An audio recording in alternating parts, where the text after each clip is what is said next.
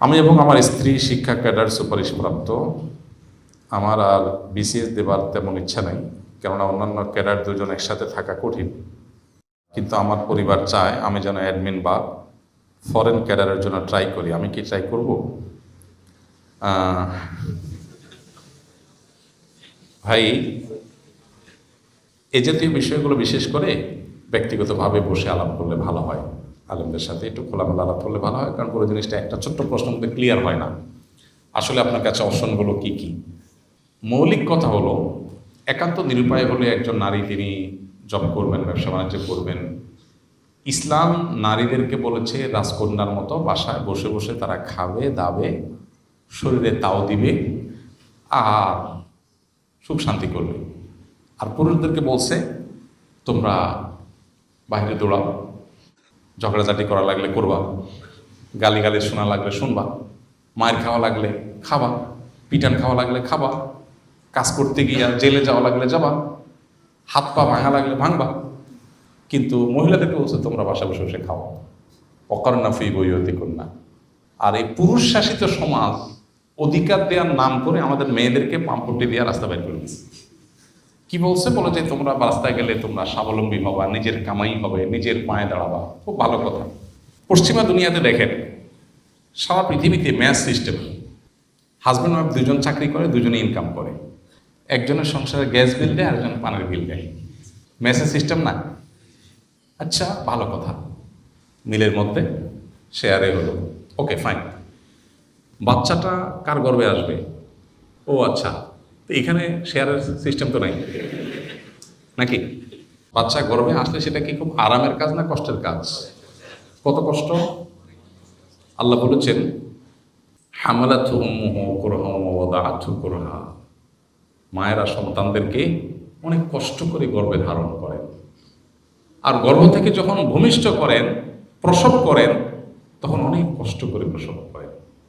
আল্লাহ বলছেন কষ্ট করে করেন, তাহলে এটা কত কষ্টের সেটা বলার অপেক্ষা রাখেন। এটা মায়েরা জানেন, সন্তান গর্ভে ধারণ করা।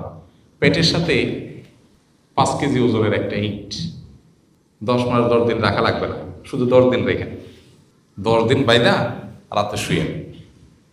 মানুষের যে স্লিপ টেস্ট করে, যে স্লিপ টেস্ট, আমার স্লিপ টেস্ট করছে একবার বাসায় এসে, তো এখানে একটা বেল্টের মতো ছোট্ট একটা ডিভাইস লাগাই দিয়েছে, সব মিলে 1 কেজিও হবে না, আধা কেজিও হবে না। কি স্লিপ টেস্ট করবে? আমার রাত ঘুমিয়ে আসে না, কারণ এইটার জ্বালায় কাইতো। আরে এখানে একটা মেশিন লাগানো আছে না, আবার মেশিন নষ্ট হয় না, আমি নষ্ট হয়ে যাই পেরেশানি। সেখানে 10 মাস 10 দিন, তাও ইট বাইন্দা রাখলে ইটে তো ডিস্টার্ব করবে না, ওটা পেছন ভিতর থেকে ডিস্টার্ব করে। আহা, কত কষ্ট তাদের। তো আল্লাহ রাব্বুল আলামিন বায়োলজিক্যালি তাকে যে ডিউটি দিয়েছেন, সে ডিউটি তারটা সে শতভাগ করে। বাচ্চা গর্ভে ধারণ করা যেটা সে করে, একটা হোক দুইটা হোক করে তো। আচ্ছা, এরপরে প্রসবের পরে সন্তানের দুধের ব্যবস্থা, রিজিকের ব্যবস্থা আল্লাহ তাআলা মায়ের পক্ষে দিয়ে রেখেছেন, সেটা সে 2 বছর ধরে করে কমপক্ষে।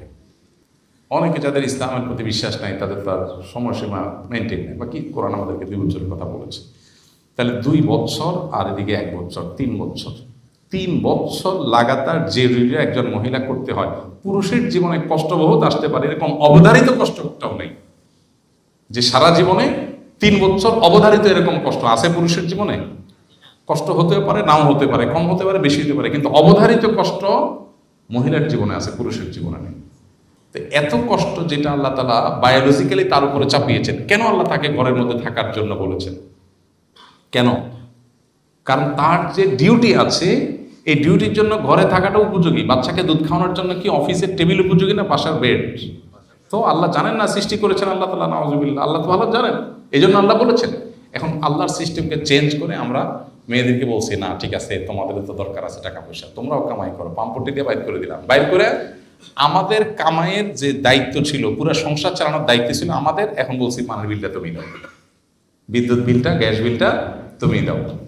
তাহলে আমার ডিউটির একটা অংশ তার উপরে চাপাইছি, আর তার ডিউটি 16 আনা সে করতেছে। গর্ভে সন্তান রাখা, দুধ পান করানো, তার ডিউটি 16 আনা সে করতেছে, আর আমার ডিউটির হাফ বা একটা অংশ তার দিয়ে করাই দিয়েছি। নাম দিছি স্বাধীনতা। নাম দিছি কি? স্বাধীনতা। এটা যদি স্বাধীনতা হয় তাহলে 2 নম্বরে কোনটা? প্রতারণা কোনটা?